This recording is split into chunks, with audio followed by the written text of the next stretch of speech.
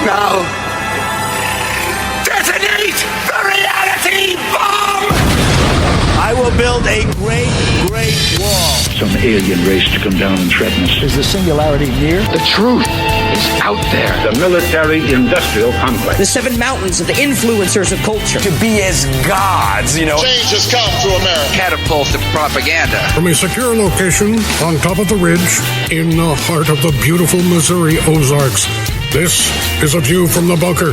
Now, here's Derek Gilbert. The giants of the ancient world are still influencing the world today. In fact, much of what we see happening in the world around us, I think we can lay at the feet of these semi-mythical creatures from long ago. Welcome to A View from the Bunker. I'm Derek Gilbert. Joining me is a gentleman who's made this a major part of his academic study and his ongoing research as have Sharon and I here in recent years. And he's the host of an upcoming conference we want to tell you about. It's honestly one of the best little conferences that a lot of people haven't heard of yet. The Sons of God, Giants of Old Conference. This will be the 8th one coming up July 17th and 18th, 2020. The gentleman coordinating this, along with his partner, Pastor Dan Cressman, is our friendly neighborhood PhD. You'll find him online at burtonbeyond.com. We welcome Dr. Judd Burton back to the program. Judd, thanks for joining us today. My pleasure, Derek. So, Sons of God, Giants of Old. Let's put this up front just so people get the information, and then we'll dive into why this subject, the Sons of God, the Giants of Old, are relevant in today's world. The conference coming up July 17th and 18th. This will be at the same location as last year? Same venue, yeah. The Fellowship Church on 4th Street in Lubbock. And folks can go to the website, and they can click a link on the homepage, and it'll take you right to ticket information and look at the map. You can get a map for the venue and learn a little bit about the speakers. Speakers include Dr. Michael Heiser, yours truly, Judd Burton, of course, Dr. Greg Reed, who is a always educational to listen to Greg. His background, his life story, and his ministry is very, very important and tied to the subject we'll be discussing today. Joe Taylor, who is the curator of the Mount Blanco Fossil Museum, Aaron Judkins, Dr. Aaron Judkins, an archaeologist, and Dr. Doug Hamp. So we got a lot of doctors. I think I'm the only non-PhD on this list. Feel like, oh gosh, what was the guy with the Milwaukee Brewers announcer who was, oh my goodness, forgetting his name now, anyway. Yeah, I'm drawing a blank too. Yeah, cultural reference, without any baseball season, suddenly my baseball references have completely slipped out of my mind. So again, burtonbeyond.com is the website. There's a link in the top menu bar there, or a link at the top of the website rather. So we will see you in July. Now, Judd, again, this is a subject that a lot of Christians are not familiar with because most pastors don't teach that. They just kind of avoid Genesis 6. If they touch the early parts of Genesis at all, they'll skip from creation to Abraham. Maybe we'll touch on this Tower of Babel as a story of, pride going before a fall. But we don't usually hear anything about those giants of Genesis 6 and why they're relevant. What is the backstory there, and why is that story still relevant in the 21st century? Well, it's still relevant because it's an integral part of the biblical text, the biblical narrative, and in fact the story and the history of the Messiah. And for years, I've argued and written about, just from an academic perspective, the horrifying paucity of materials in world history and world civilization textbooks that cover prehistory and the role that prehistory had in civilization. In essence, these textbooks have, and not just textbooks, but even books on the subject for general readership, typically treat prehistory as some sort of speed bump to getting along to all of the writing and high culture stuff.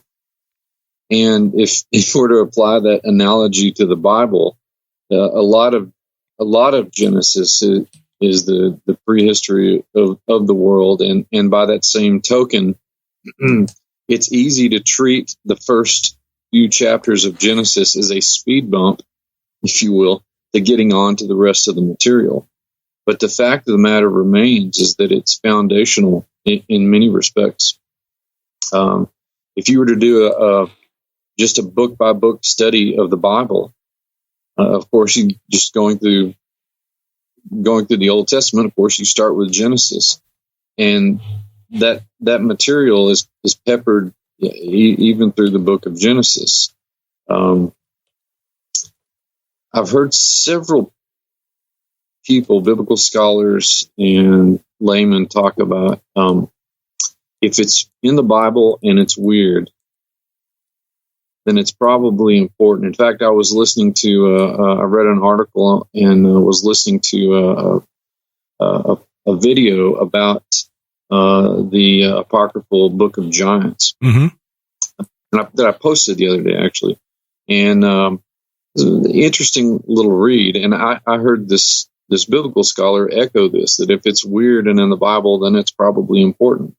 Well, in a lot of respects, it doesn't get much weirder than giants and the disembodied spirits of giants becoming demons. That is another interesting piece of foundational theology that gets sort of glanced over and brushed under the church rug, if you will. But the reason that if you nail down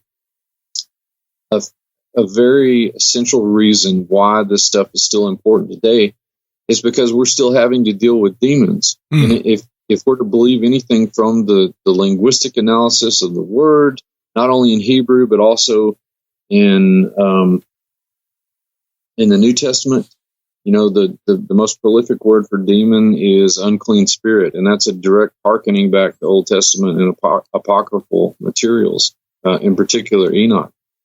That's not a mistake, because the people that wrote those later books, especially the apocryphal works in the New Testament, they all understood what was meant by an unclean spirit. They were these disembodied spirits of the Nephilim. And so we're still dealing with these entities today. That's why it's still relevant. These are the same entities that Jesus and the disciples and every Christian hence has had to deal with. So this is something that is not depicted in the Bible. We get very little about the Nephilim. There's really only two direct references, Genesis 6, verses 1 through 4, and then Numbers 13:33, where the spies return with the report and saying, well, the people of the land are descendants of the Nephilim. Their giants were like grasshoppers in their eyes. We don't really find out what happens with them. We assume that they were destroyed with the rest of the world in the flood of Noah.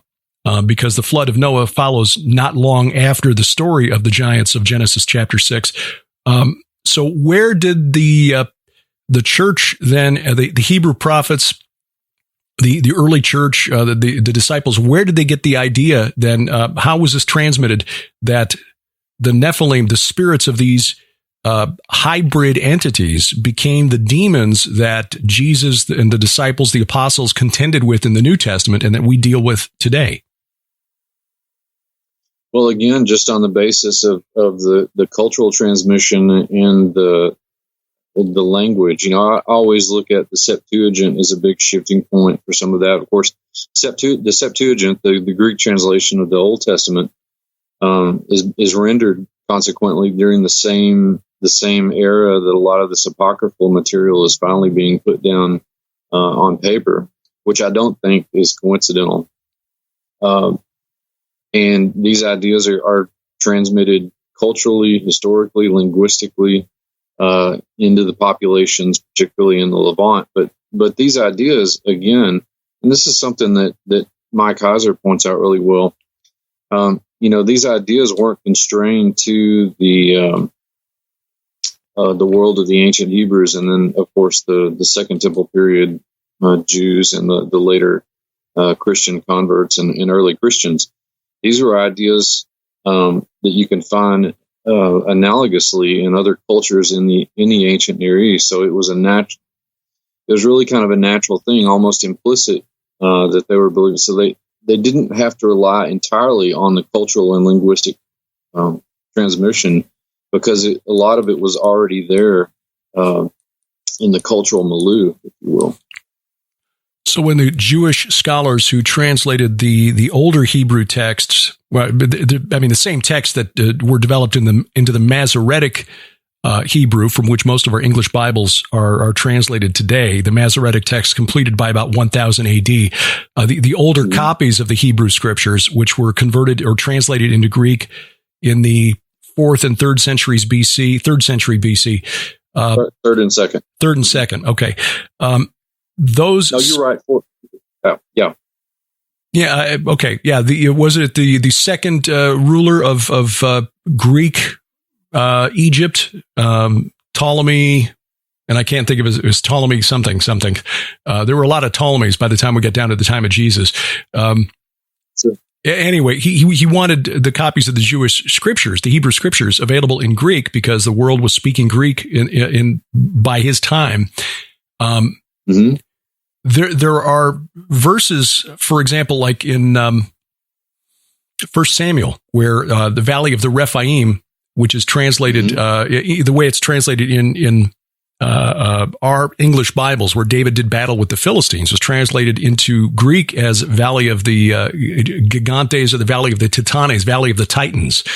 So, is it fair to say that the Jewish scholars living in this Hellenized world in the 3rd, 2nd century BC understood the connection between their Hebrew scriptures and what the Greeks were teaching their children as their religion?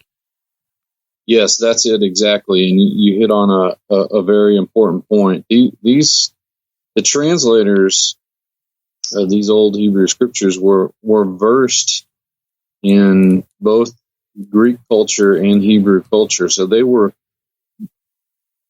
living at a time and trained in that world so as to have the skill set to be able to accurately translate those ideas, or transmit rather those ideas through translation. They knew exactly the Greek analogs to be looking for. That's something that I've argued and written about, for years. Mm-hmm. That's one of the things I find fascinating, being a fan of Greek mythology from childhood. I mean, we had to read it in school and learn it in high school. When you realize that there's an overlap between what we were taught as mythology, which sort of puts it in the realm of, simply literature as opposed to religion, and what we read in the Bible, and understand that the Jewish religious scholars in the centuries leading up to the birth of Jesus saw the connections there and translated their Bible accordingly. It's really eye-opening. Yeah. And of course, we have really drug that word myth through the mud, the linguistic mud in the Western world, so much so that its common usage doesn't even convey its etymology, what it actually means. In mythology in the ancient world, did not have such a clear distinguishing mark between what we would call history today, particularly the farther back that you go in antiquity, and especially in prehistory. Then the points of contact between the Greco-Roman world and their foundation myths and the I guess the transfer of power, if you will, from one generation of gods to the next, the points of contact between those stories and what we read in the Bible, where do those connect? And again, what is the role of the Nephilim, these old giants, in their stories? How were those stories that were passed down to the disciples, how were those transmitted in the Greek world? Well, there's a particularly important period that gets overlooked in Greek history after the fall of the Mycenaeans. Basically, the ancient Aegean civilizations, the Mycenaeans and the Minoans, had gone to the wayside because of a combination of natural disasters and piracy. But after the Trojan War, which actually did happen, that was what? There was a period that was around 1200. That was about 1200 BC or thereabouts. 1200 BC. Yeah. Okay. Yeah. Anywhere between 1200 and 1150 BC is usually the date. But there's a period following called the Greek Dark Age, in which, like any Dark Age, like the European Dark Ages, it was a period where high culture had sort of had broken down and was only alive in pockets. In Greek tradition, there were these specialists.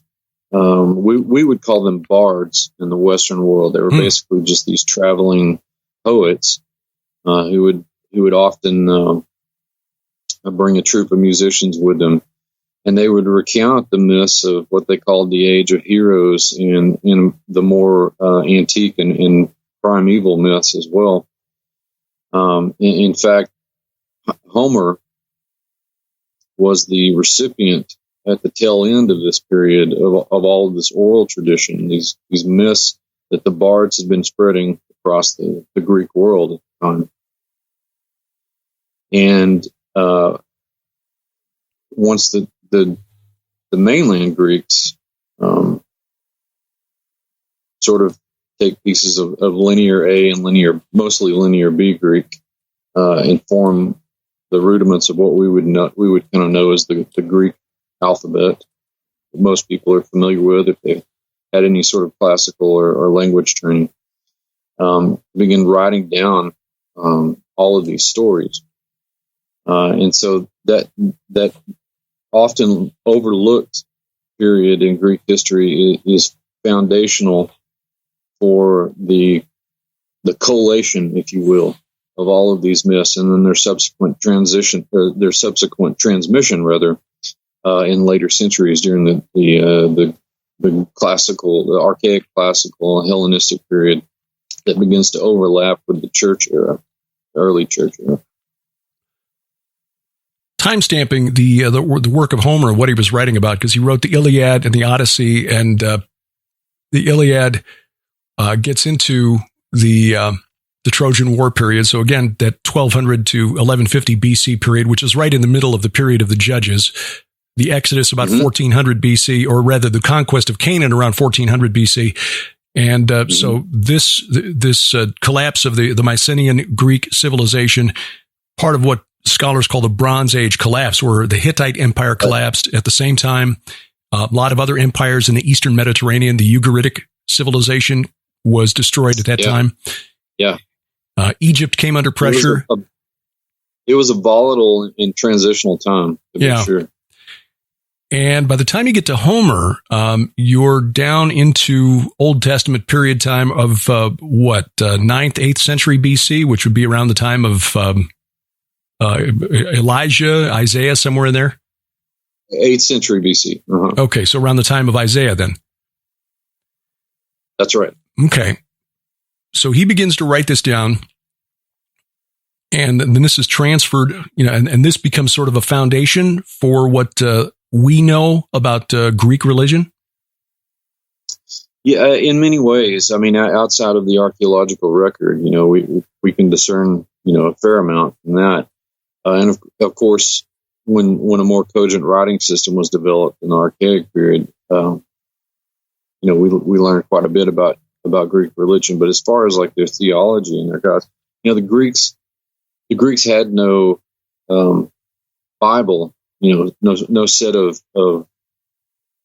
canonized scriptures. Right. But the closest that they had was this, this collection of writings by Homer, which would have included not only the two epics, but also the Homeric hymns to the gods, which are sort of biographical in nature, and also the works of people like Hesiod in Works and Days, which describe this not only the age of heroes, but the earliest ages of the earth. We're able to discern quite a bit about their certainly their early theology from these works.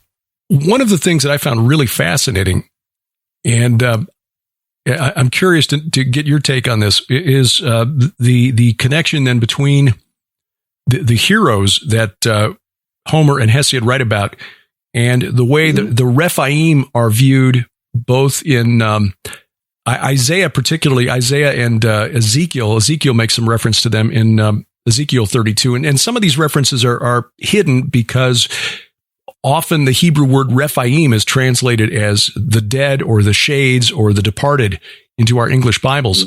But the connection between the heroes of Greek history or prehistory and the Rephaim of the Hebrew tradition, what is the connection there?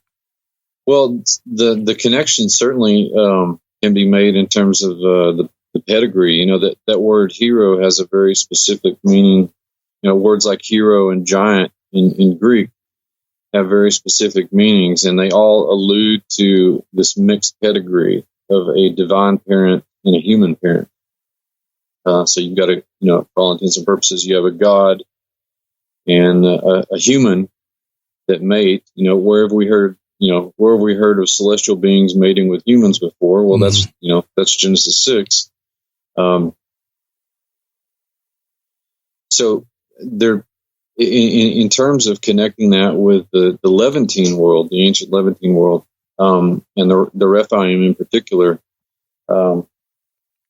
you can look to things like the Orientalizing that we've alluded to before, in sort of the vein of works like the Eastern Face of the Helicon. You know, there are several periods of Orientalizing, this influence of the ancient Near East on the Greek world, and the transmission of those ideas. And Derek, you've done quite a bit of work on the linguistic end, the similarities between words like Titan and tribes in the ancient Near East, like the Didanis and the Shasu. There's a whole laundry list of them. Yeah, well, that are related.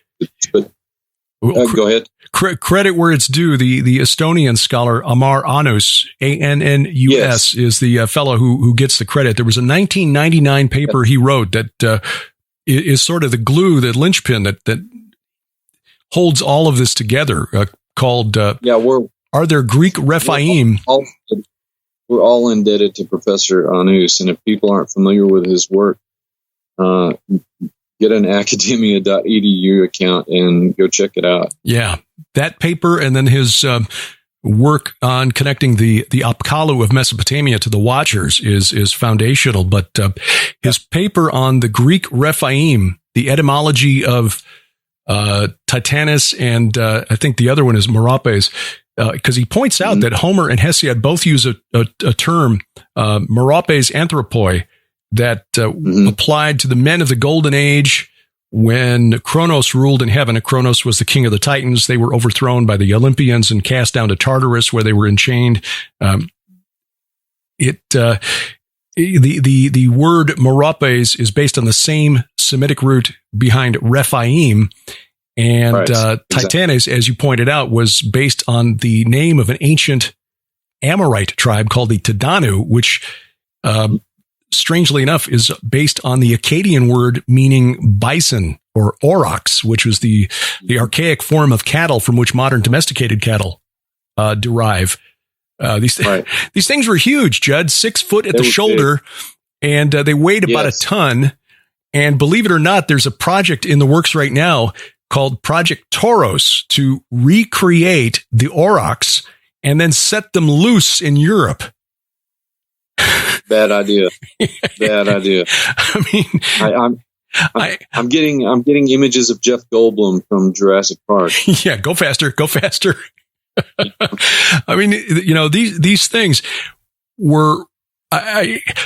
I think the connection to the spirit realm with these ancient cattle is that when you look at the description of the cherubim in Ezekiel 1 and Ezekiel 10, and you understand that when he describes the 4 faces of and I'll use the English pronunciation even though it's not correct, cherub, the 4 faces, you got human, ox, eagle, and lion, but the ox in Ezekiel 10 is replaced by the cherub. So the cherubim were probably bovid in appearance.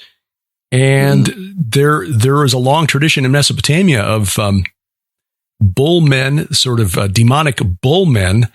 Sure. And even as scholar Professor Nicholas Wyatt of University of Edinburgh has pointed out, that the name Kronos, who is the head of the Titans, which basically means the bulls, the aurochs, his name derives from the Semitic word for horn.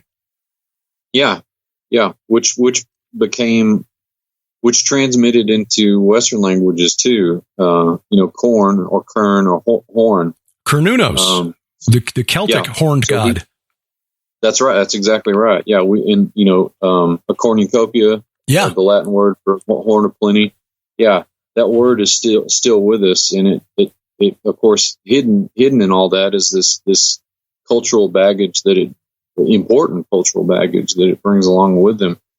And as far as the aurochs goes, they, during the Pleistocene epoch, there were plenty of these things roaming around, and they became a symbol of the earliest conceptions of anthropomorphic gods in prehistory, preserved in places like a number of sites throughout eastern Turkey, and particularly in more central South Turkey, in places like Çatalhöyük, where the attempt was to sort of bring that power into the domestic sphere and domesticate it, subjugate it. But the bull, as we both know, and as do students of the Bible and scholars of the ancient world, the bull remained this symbol of not only virility but of supernatural power, as it was often the sort of avatar or physical representation of the gods of the ancient Near Eastern world, and also the Greco-Roman world. But we could extend that far beyond, across all of Eurasia. You can go to Southern Asia and India, and the same motif applies. Yeah. Even in Bronze Age Europe, the same motif of the supernatural power of the bull was very much in the theology and the religious thinking of the people that lived there. This is really fascinating. Now, Çatalhöyük is in southern Turkey, very close to the Syrian border, is it not? Yeah, it's relatively close to the Syrian border. Okay, because I'm thinking that this is close to the mountain range that I was looking at, the not the Taurus Mountains, but the Amanus Mountains, which run northeast near the Bay of Iskenderun there, north from Mount Safan, which was the mountain that was sacred to Baal. But the Amanus Mountains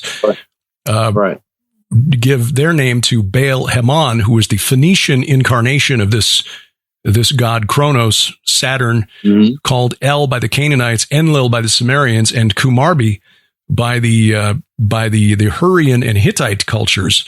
And the connection here, and the reason that we're spending some time on this, and the bull imagery connected to this particular entity, is because if we connect this particular entity to the leader of the group that in the Bible we know was thrust down to Tartarus, the angels who sinned, according to Peter, 2 Peter 2:4, then what we're looking at in this entity here is the leader of the group that rebelled at Mount Hermon and created these giant Nephilim, who became the demons that we're contending with in our world today.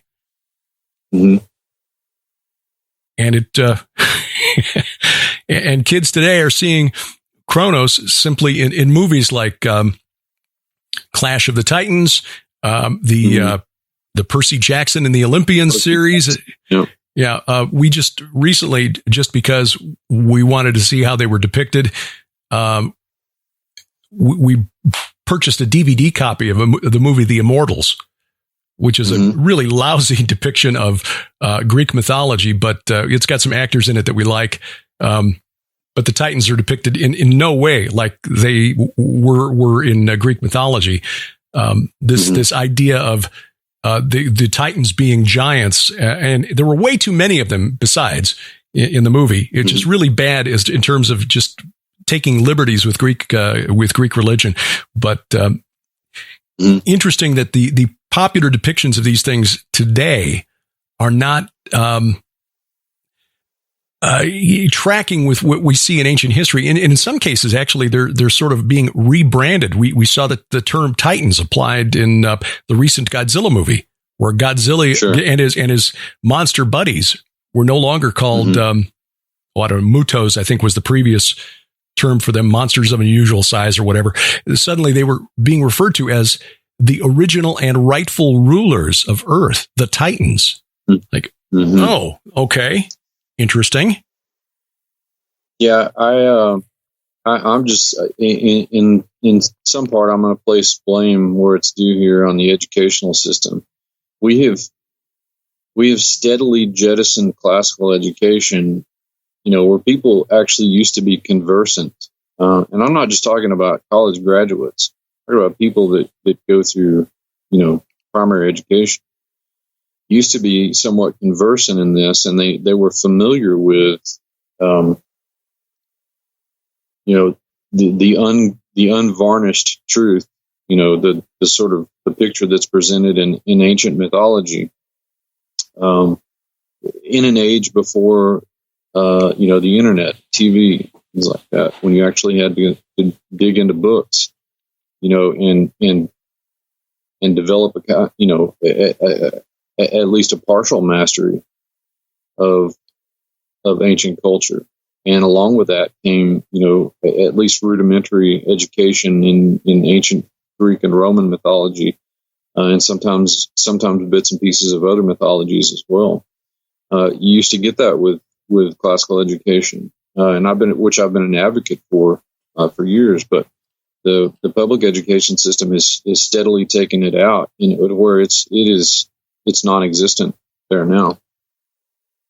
And as Christian parents, we are often many of us product of the public education system. I am one, and we grow up thinking that the Greek and Roman religion was simply literature. And if the kids want to read the Percy Jackson and the Olympians series, or any of the offshoots that delve into the pantheons of other cultures like the Norse or the Mayans or the Korean religion and so forth, well, that's fine. The kids are reading, so that's a good thing.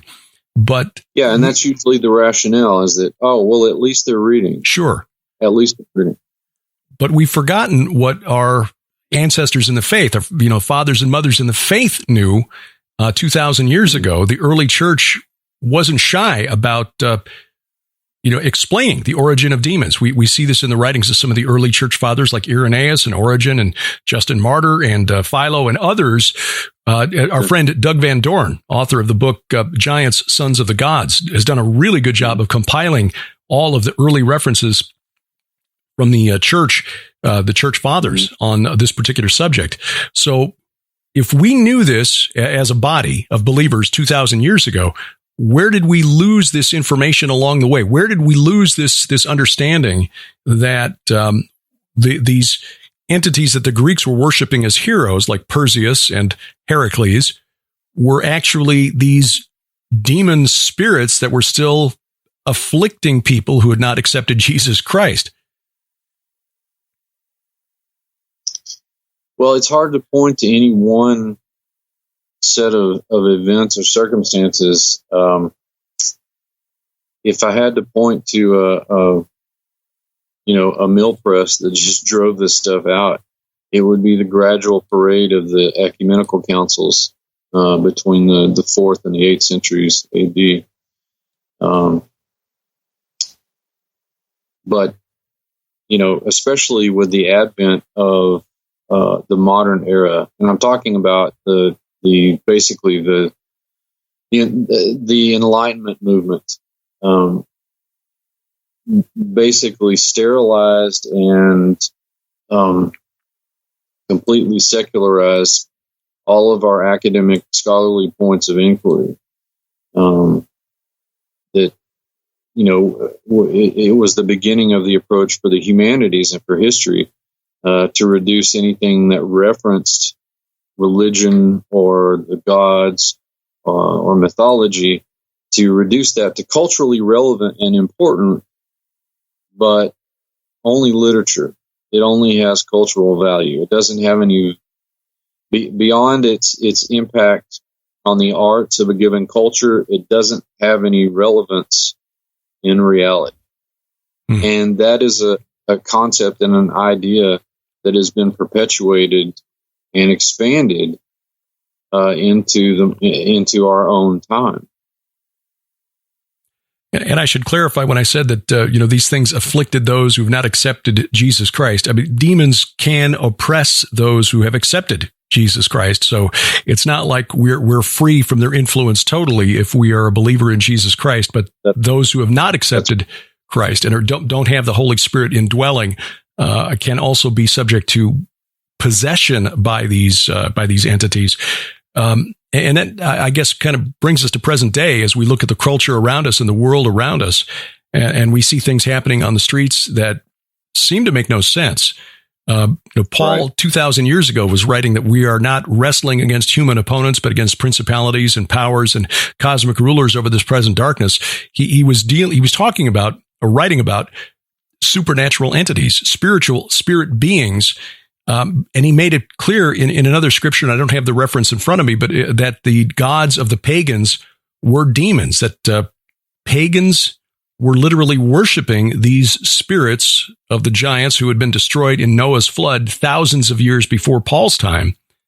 But because, according to the extra biblical writings in Enochian literature, if those are true, and certainly those were held to be true by the early church, then they were denied access to the afterlife or proper position in the afterlife because their spirits and their flesh had been unnaturally joined together through the hybridization of their origins, the angelic fathers and human mothers. That was never supposed to happen. The trans-species barrier was not to have been crossed. And so, according to the book of Enoch, the book of the Watchers, I guess, is the first part of First Enoch, that they were condemned to wander the earth until the judgment plaguing humanity. And if that is true, and again, it certainly seems the apostles knew about it, certainly Peter and Jude made reference to it, then that would have some explanatory power for what is going on in the world today. Yeah, and if people want to look that up, that's chapter 15 in Enoch, and the judgment upon the watchers, which actually has been on my mind in the writing of this book that I'm finally going to be able to pump out, called the Van Helsing Way. Now, Van Helsing. Now that's a reference to one of the characters from the Dracula stories. How does that connect to the stories of the ancient Nephilim and their demonic spirits? Well, I've heard several literary reviewers talk about Dracula as the first Christian horror novel, because of the elements of faith that are used. They're central, actually, in the fighting of Count Dracula in the story. But Professor Van Helsing, Abraham Van Helsing, was the physician and sort of the polymath who was the mentor of one of the central characters, Dr. Seward, and was called upon to consult on this case of a young girl who'd been afflicted by vampirism, the source of which turned out to be the antagonist in the story, Count Dracula. And so this is something that I've thought about and talked about and have written about. And actually, Dr. Mike Heiser and I have been talking about on his show, Fringe Pop 321, what is the biblical perspective on these sort of folkloric monsters like vampires and werewolves and zombies and hybrid creatures like satyrs and who are referenced as the Sheddarim and in the Hebrew Bible. Why should Christians even care about this stuff? Why should they? Well, to begin with, if you're a Christian, you subscribe in making that decision, you subscribe to a supernatural worldview. And a supernatural worldview, its physics and reality are not always congruent with our own, which can go a long way towards explaining, what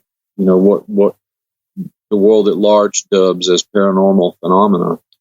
And of course, there's just on the anthropological side, there is a treasure trove of lore collected by anthropologists and ethnographers and ethnologists for 150 plus years about these creatures all over the planet.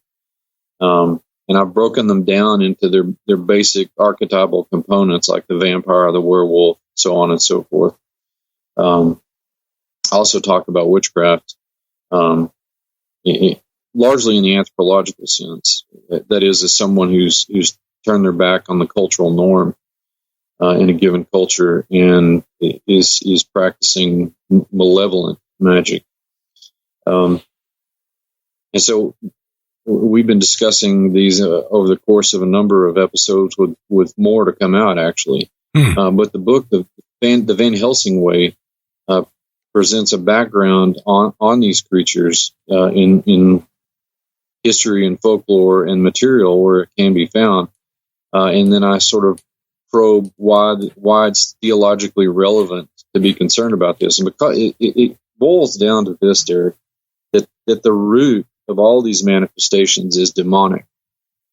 And as Christians and students of the Bible, hopefully ardent students of the Bible, if we believe that, we can get to that point. If we could strip, for instance, in the case of the vampire, if we can strip the literary, vampire, the cinematic vampire, whether it's Count Dracula or Edward from Twilight, we can strip that away from the image of the vampire and reduce it to its demonic roots. Then we can really begin to understand a creature like the vampire, something like a werewolf, or a zombie, or any of a number of other, preternatural manifestations. And if we can make it that far, then this brings us back to what exactly is a demon. Mm-hmm. And given a clear, again, alluding to our previous dialogue in the conversation today, a demon is an unclean spirit. It's one of these disembodied spirits of the Nephilim that was destroyed in the flood. And that's a very specific character makeup. And we learn about those characteristics, those traits, from references not only in the Old Testament, but also in the apocryphal literature that is referenced, especially in the New Testament, but also sometimes implicitly in the Old Testament. Because this was, these stories, these ideas were common knowledge amongst the Hebrews. So that's what I'm trying to do with this book, is to get people to strip away the literary and cinematic picture and look at these entities as manifestations of demons. And that's why they're important. In some cases, creatures like this are referenced almost by name. Even in the Old Testament, there's a passage in Isaiah chapter 34 which makes a direct reference to Lilith, who is she fed on, she was this demigoddess that fed on the bodies and blood of infants. Mm-hmm. That's a pretty vampiric trait. It's a long running stealing of life force, stealing of blood, and that's just one example. So I'm trying to get people to look at these creatures, these entities, in a different manner, to begin to apply the parameters of the Bible to these issues. The Van Helsing Way. Well, we'll look forward to that, and we'll definitely have you back when you come out, or when that book comes out. The Institute of Biblical Anthropology, should have mentioned that at the top of the show. You are the director of the Institute. What is that, and what new progress, I guess, are you making on making programs available to students through the Institute of Biblical Anthropology? Well, of course, people can still take classes on a myriad of things that deal with the biblical world, including some of the stranger sort of things that we've been talking about today through the Institute. They can take them either individually or as a complete module and get a certification. The complete certification is actually, I've got a sale right now for $200. People can take advantage of that either through Burton Beyond, or they can go to the Institute website, tioba.org. But I'm in the phase one, what I would call the phase one initiative of the Institute. Although it's been virtual for about 10 years, I do have 5 acres just down the road from me that's been set aside for building a brick and mortar operation, and still in the sort of planning phases of that. I'm a self-contained unit here in my library in another room where I have the growing library of the Institute of Biblical Anthropology, which I hope to make more available to people once I'm a brick and mortar operation. But the things like the Sons of God conference is an outgrowth of my work through the Institute of Biblical Anthropology, of applying, anthropology to the biblical narrative and the biblical world, teasing out more understanding in that manner. Basically, it's sort of like what I was telling you with the Van Helsing way. I'm trying to get people to look at strange things, through a different lens, things that they might have just, dismissed or peripheralized at one time. Core curriculum for the Institute of Biblical Anthropology includes surveys of the Old and New Testament, biblical geography, languages of the Bible, and such biblical archaeology, and then special topics like giantology, biblical demonology, witchcraft in the Bible, and other things. So quite a variety of courses from which to choose. And I'm developing more and expanded modules. So there will eventually be entire modules on the Greco-Roman world, the ancient Near East. There'll be an entire course module developed with the Van Helsing way as the textbook. So there are a lot of new things coming down the pike, including more things on the YouTube channel, like the Beyond Report, which is basically my news report. I do another show called Quick Classics, which is a kind of classic, bits of classical education in about 15 minutes. So I do little lectures on the Greek world, the Roman world, the general Eastern Mediterranean world. And some cases tie that back to the Bible and why it's important, like we've been doing today. And also do a couple of shows. One is called Antiquity X, which sort of deals with strange questions in the ancient world. And also do a Sunday School X, which is sort of like Sunday School meets the X-Files. Church would have been so much cooler if you'd been my teacher when I was like 12. It would have been so awesome. But that's really what this needs, Sunday School X, because kids in that age group are fascinated by this stuff. And yet we adults shy away from it. We go, well, that's weird. That's not really appropriate. Yeah, I know Job spends a whole chapter on Leviathan, which reads just like it is a dragon, but we're not going to talk about that because that's just weird and we can't fit it into our denominational paradigm. So we'll just skip over that and move on to something a little more boring. Well, yeah. But these things are relevant and are important. The giants of old, the demons of today, and of course that's the theme behind the conference. Sons of God, Giants of Old 8, the 8th conference coming up July 17th and 18th in Lubbock, Texas. I will have a link in the notes to the information page at Judd's website, burtonbeyond.com. Again, the speakers include Dr. Mike Heiser, Dr. Doug Hamp, Dr. Greg Reed, Joe Taylor, Dr. Aaron Judkins. Don't miss it. This is a very affordable conference. Ticket purchase is it $10, Judd? $10, that's right. And there's a couple of VIP packages that include some digital collections of books and things like that, some goodies for people. and that helps us, sort of defray some of the costs as well. Yeah. So don't miss it. Things are opening up around the world again, and we're looking forward to getting back out and seeing people again, and honored to be one of the speakers there this year. Judd, website burtonbeyond.com. Always enjoy talking with you, my friend, and we'll look forward to doing this again soon and seeing you in Lubbock. Thank you. Same goes for me. Can't wait to see you. Dr. Judd Burton, online at burtonbeyond.com. Check the show notes at vftb.net or wherever you're finding this podcast, and follow the links there to his website. Also, the link for the Sons of God, Giants of Old VIII Conference, the Institute of Biblical Anthropology, and I'll also have a link in there for his YouTube channel and the YouTube channel for Dr. Michael Heiser's program, Fringe Pop 321, which features Judd as a guest on a number of recent programs discussing some of the things that we talked about here. And Bob Uecker, that's what I was trying to think of earlier because of those TV commercials he did where he couldn't figure out why he was there with all the other players who were a lot more famous. And as you've figured out by now, that moment has passed, and that moment wasn't really all that funny to begin with. So anyway, coming up, a major announcement about the Defender Conference from SkyWatchTV, the Defender Conference, and a few other items of housekeeping straight ahead as A View from the Bunker continues.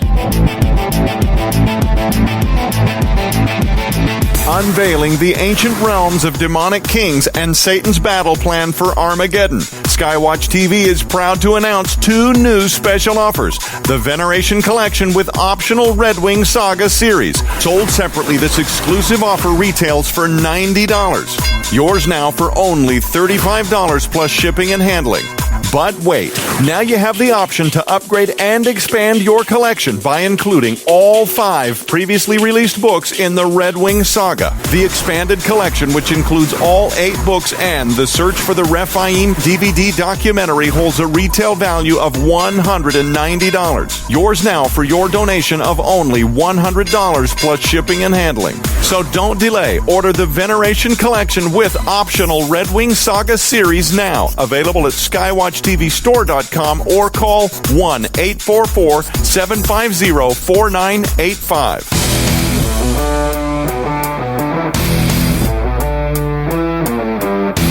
Driving the internet to think. This is A View from the Bunker. I'm Derek Gilbert. You follow us online at vftb.net. Download our free mobile app. That's the easiest way to keep up with us. It's good for Android and iOS devices. We got links to the app stores at vftb.net. You'll find us online, social media, that is, Twitter at View from Bunker. My personal Twitter feed at Derek Gilbert, that's DEREK. Also on Parler, PARLER.com under the user handle Derek P. Gilbert. Battle Ready Conference coming up in just a week.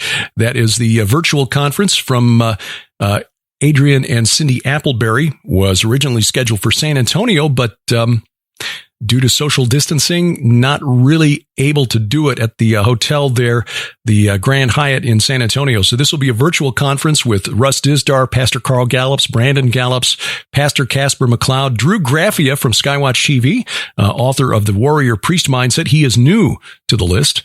Also on this list, Jamie Walden, Ryan Pitterson. So some interactive features thanks to video conferencing technology that will be unique for virtual conferences. Find out more at battlereadyconference.org. Still time to sign up. battlereadyconference.org. It kicks off on Friday, the 27th of June. Now, the Defender Conference from Skywatch TV, slated originally for the Chateau on the Lake in Branson, Missouri. Beautiful facility, August 27th through 30th. We finally have word from the hotel that because of social distancing, even though Missouri generally is opening up and we are gathering together here, was at a restaurant today that was pretty much full, due to restrictions still on hotels and on large gatherings at hotels, also corporate policy for the owners of the chateau. They couldn't guarantee to fit everybody who'd purchased a ticket to the conference. And rather than have people converge on Branson and then find out that they would not all be allowed into the venue, we have, or Tom Horn, I should say, has made the decision to make this a virtual conference. So the Defender Conference 2020 will be virtual. So, that's the bad news. We won't all be gathering together and fellowshipping. The good news is more speakers, more presentations. And in fact, Steve Quayle has agreed to do a presentation for the conference now. And it also means that if you weren't able to purchase a ticket, either because you couldn't travel or because it's sold out so quickly, now you can take part in this, in what may be Tom Horn's last speaking engagement. He is promising that this will be it. This time he means it. This will be the last time Tom Horn will speak. And we are going to have the page for the sign up for the virtual conference very, very soon. Keep watch on the website, defenderconference.com, defenderconference.com. Now, if you did already sign up for the conference, you are already registered. You will be getting an email very soon with a promotional code that will get you access to the virtual conference at no cost. So you're already signed up. If you had not signed up for the Defender Conference because it sold out too quickly or because of travel restrictions, again, this will be virtual and it is now open. So we just need to get the website signed up. There's a couple of things I need to do on the back end here to get that taken care of, but we will have that available and we will put it out through social media as soon as the website is live for sign up. Defenderconference.com is the conference website. We are going to be out and about in the month of September, the Warrior Summit and Retreat. Sharon and I honored to be a part of that. This is Jamie Walden's gathering at High Hill Christian Camp in High Hill, Missouri, just west of St. Louis. We'll be there for just a weekend retreat. It's not really a conference per se, as much as a chance to just gather together and fellowship with like-minded believers. Dr. Michael Lake will be there. Coach Dave Daubenmeier, Dr. Mike Spalding, Tim Alberino will be there, Bob Griswold, and of course, Jamie Walden. And to find out more and sign up, log on to omegadynamics.org, omegadynamics.org. The Nephilim Again Conference, still waiting on this confirmation from the Cherry Valley Lodge. That's scheduled for the weekend of September 18th through 20th. As of now, it's still on. L.A. Marzulli, Russ Dizdar, Drew Graffia will be there. Sharon and I also to be there. And as soon as we hear one way or the other, as of now, it's still on, but Ohio not opening quite as quickly as Missouri. So LA and Russ still keeping a close eye on that. And we'll let you know as soon as we know what's going on there. The website, if you're interested in more information, is nephilimagain.com, nephilimagain.com. The following weekend, the East Coast Prophecy Conference, right back in Columbus, Ohio. We will be there. swrc.com is the website for Southwest Radio Ministries. Sharon and I, along with Pastor Carl Gallups, Pastor Billy Crone, Bill Federer, Larry Spargimino, Bob Belays, among the speakers. And again, swrc.com for more information there. And then in October, the East Coast Prophecy Conference, the Future Vision 2020. Toward the end of the day, blood sugar dropping, October 22nd through 25th at the Colorado Springs Marriott. ProphecyWatchers.com is the website there. L.A. Marzulli, Bill Salas, Dr. Tommy Ice, Pastor Billy Crone, Tim Alberino, Carl Tykrib, Ken Johnson, Dr. Michael Lake, Joel Richardson, Lieutenant Colonel Bob McGinnis. This will be a great, great gathering, and we look forward to seeing you there. ProphecyWatchers.com for information and to sign up. Please leave us a review at Spreaker, Stitcher, iTunes, iHeartRadio, Spotify, wherever else you find us, which of course is wherever fine podcasts are sold. Give us a like on our Facebook page. And remember, A View from the Bunker is a production of Gilbert House, released under Creative Commons Attribution, Non-Commercial, No Derivatives 4.0 International License. Our opening theme is Iron Bacon by Kevin MacLeod. His website is incompetech.com. Our announcer, our friend DC Good. We wrestle not against flesh and blood. I'm Derek Gilbert, and this is A View from the Bunker.